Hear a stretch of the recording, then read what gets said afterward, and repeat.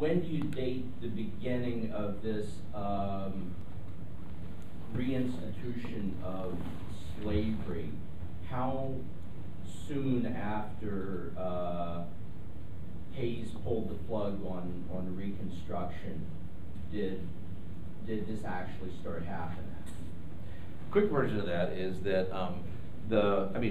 immediately after, and of course there were some southern states that already doing it, yeah, during Reconstruction. And then it starts, lots of the southern states are experimenting or beginning to do things like this during Reconstruction, even states that had significant black participation in government.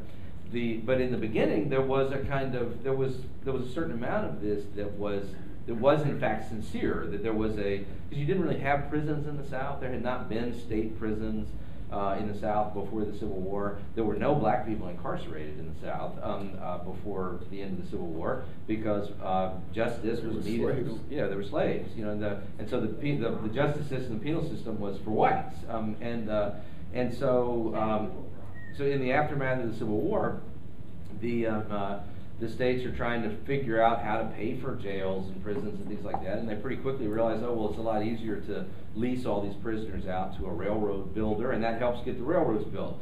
And in the beginning, arguably, when the numbers were tiny, but in the late 1860s, early 1870s, the numbers of people who are actually being arrested in the South are very small, and there's really not any reason to think that they weren't people who, had committed crimes or been honestly accused of committing crimes. But then it's right off the bat. But then as you get deeper into the Reconstruction period, into the late 10 and 15 years away from the war, white Southerners are beginning to realize that as they begin to regain power, are also realizing that, number one, there's a huge amount of money to be made out of this, and you have particularly industrial slavers, and this is something, another area of history that hasn't been examined very much, but in the last years before the Civil War, there was a great period of experimentation with using slaves in industrial settings for the first time. That hadn't generally been done. The slaves were being introduced into coal mines and sawmills and building railroads. And the railroads of the South owned thousands and thousands and thousands of slaves just before the beginning of the Civil War.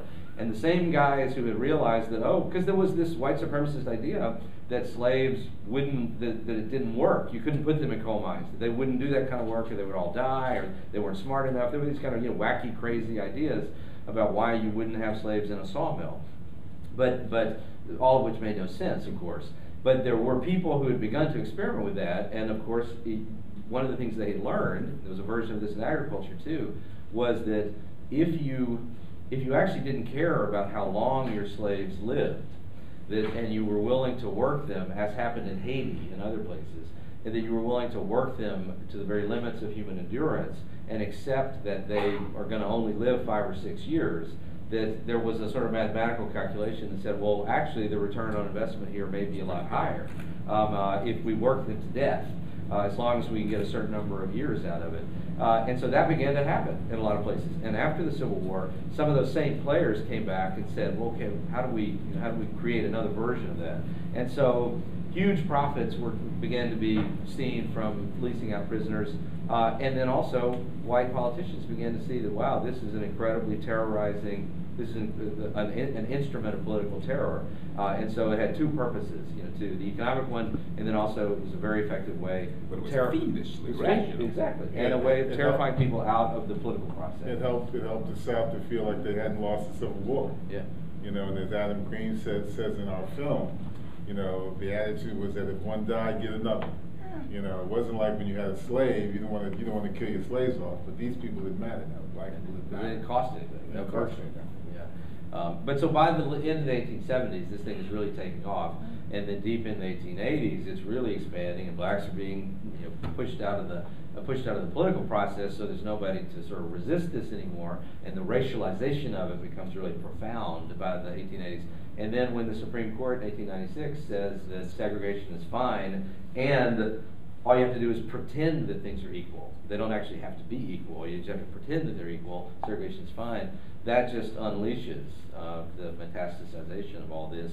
And by 1901, there were really no African Americans involved in the political process in any meaningful way anywhere in the South, and so there's just no resistance anymore, and that's when it just mushrooms out into, you know, the worst possible version of it. So when you tell your grandchildren or your children about Plessy versus Ferguson, you have to go into detail and how insidious it was. It wasn't just about schools. No. It was about all of this.